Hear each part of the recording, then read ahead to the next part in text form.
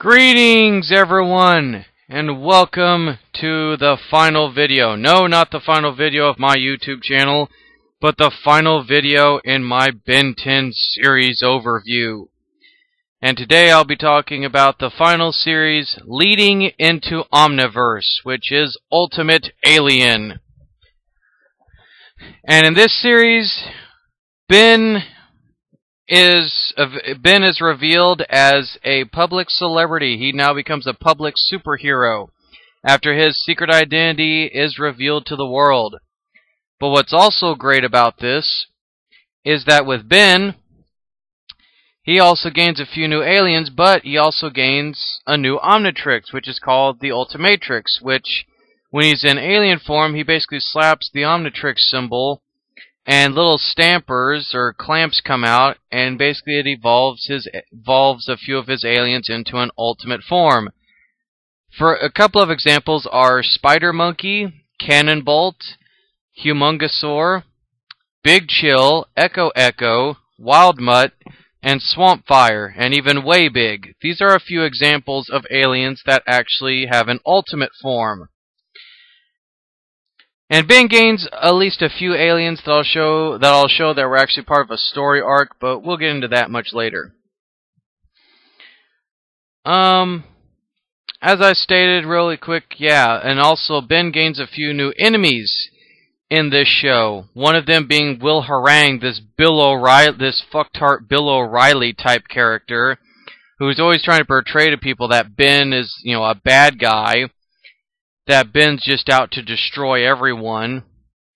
And then we also got this guy coming up here in this picture, which is the war criminal Agrigor, who was part of the Map of Infinity story arc. And the whole point of this arc is that basically Agrigor is trying to find the Map of Infinity, which is basically a key of sorts to get to the very, very heart of the galaxy and the universe. And this is important because this is basically when the Big Bang Theory happened, guys. This is basically it. Yeah, that's what the Map of Infinity basically protects, like the origin point of the universe. And from left to right, there's Armadillo, NRG, Terraspin, Amphibian, and Water Hazard. And these 5 aliens Agrigor uses to basically be able to withstand getting, the keys to the Map of Infinity.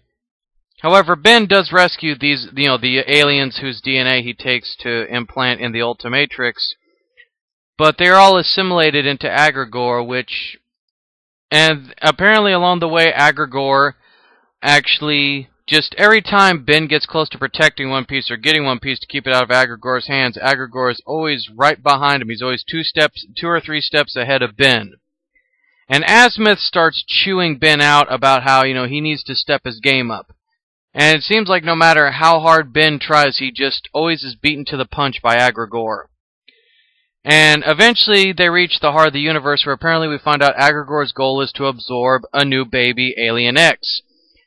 This is bad because Alien X's species actually have the ability to warp reality, space and time itself. So yeah, that pretty much makes it very, very bad.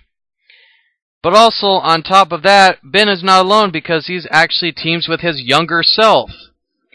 Through reasons that you'll have to watch the episodes to understand. I couldn't explain it to you guys even if I tried. But he teams with his younger self, they lose, and eventually it's up to Kevin, who absorbs the power of the Ultimatrix. And this, tragically, while he mutates into Ultimate Kevin 11, the sad part is that after Agrigor is defeated and taken by the plumbers, that Kevin then runs off, and this now starts a new arc, which was the Ultimate Kevin 11 arc. And this was a very sad arc, I felt, because basically Kevin starts basically draining the energy out of everything. Like, he becomes out of control. He becomes like an animal, feeding on instinct. Feeding on any kind of energy that he can get, like a junkie. And it's also in this arc that we see Ben kind of turn as a hero. We see him kind of do an Anakin Skywalker deal where he goes to the dark side. He's going to kill Kevin. And all throughout this arc, Gwen never gives up. She even confronts Kevin by herself. And she sees the animal that Kevin has become, but she still will not give up on him. And even there's a part where Grandpa Max actually calls Ben and basically just asks him, are you sure about this? Can you live with this decision? And a whole bunch of other mushy stuff, including, a fight between Ben and Gwen, where Ben basically just snottily tells her, yeah, you don't have what it takes. I do. And Ben almost finishes Kevin off, except, finally that, he relents, he lets Gwen try her deal. But, Kevin's returned back to normal and all is well. All is very well. Now, what makes this really great? Well, we then go from that arc to what they call the Dakin arc, which basically Vilgax returns. He returns from the spirit realm, if you will. In that hypothetical kind of sense, but also the Dakin is basically kind of like Cthulhu. He's this all-powerful being that, is just pure, just like power and chaos and evil incarnate. Well, Vilgax basically betrays him after he helps release him, and he then also not only takes his power, but he tries to reshape the world, and it involves in a big, epic, climactic fight between Ben and Vilgax, where Ben, in knight armor, using a sword, forged by Azimuth, absorbs all of the Dakin's power, and Ben is given a choice. He can rid all evil in the world by using this sword. And it's a tense moment because everybody, Kevin, Julie, and Gwen, and everyone, are all looking at Ben. And they do a montage flashback throughout the whole entire series. And I mean from the first series through Alien Force through this one. And Ben finally dispersed this white energy from Earth and the galaxy, and everybody's shocked. Kevin's angry, Julie's, concerned. Gwen finally just asks, Ben, what'd you do? And there's a great moment where the knight armor shinks off of Ben. He has his hands on the hilt of the sword, and he goes, I returned everyone back to normal. Free will included.